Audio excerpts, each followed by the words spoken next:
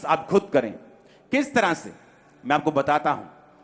हर हफ्ते 3 day night के रोजे में रखता था, एवरी वीक। 2004 और 5 की बात कर रहा हूं, 6 में नहीं, 2004 में, 2005 में।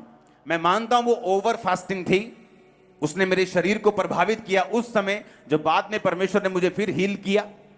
लेकिन कई बार जब हम ज्यादा पढ़ लेते हैं, आंखें तो थक जाती हैं, लेकिन उस पढ़ाई का फायदा हो जाता है।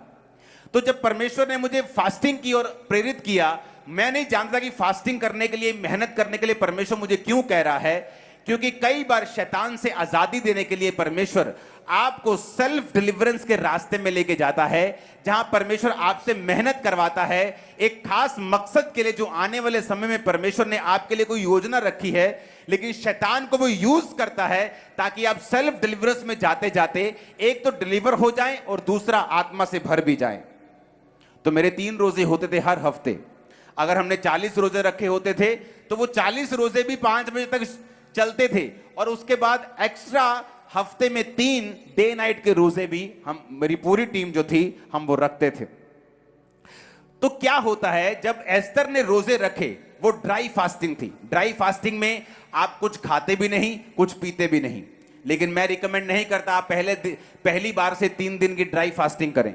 अगर आपको ड्राई फास्टिंग करनी है, जहां आप कुछ खाते नहीं और पीते भी नहीं, आपको वो ड्राई फास्टिंग पहले 12 बजे तक, 5 बजे तक, 6 बजे तक शाम के आपको करनी है। जब आपके शरीर को आदत पड़ जाए, फिर डे नाइट करो। आदत पड़ जाए 2 दिन की करो, 1 दिन का करो। अब तो डॉक्टर्स भी, अगर आप इंटरनेट पे देखेंगे तो फायदा गिनाने लगे हैं कि ड्राई फास्टिंग का फायदा है। फास्टिंग का तो फायदा वो गिनाते ही थे, कहते हैं ड्राई फास्टिंग का भी, जो कुछ बाइबल में लिखा है उसका एक खास मकसद है। जब एक व्यक्ति फास्टिंग में चला जाता है, वो अपनी सेल्फ डिलीवरेंस की ओर चला जाता है। वो अपने आप को छुटकारे में घसीटना, लेके जाना और अगुवाई करना अपनी शुरू करता है। बाइबल कहती है जब एस्तर ने ड्राई फास्टिंग की, तीसरे रात को राजे को नींद नहीं आई। उसको जब नींद नहीं आई, कहता इतिहास की पुस्तक लाई जाए और पढ़ी जाए। जब इतिहास की पुस्तक लाई गई तो उसमें लिखा गया था कि 2 जने तेरे कर्मचारी तुझे मारना चाहते थे, लेकिन तेरे ही एक कर्मचारी ने वो साबित करके, जाहिर करके तुझे बचाया।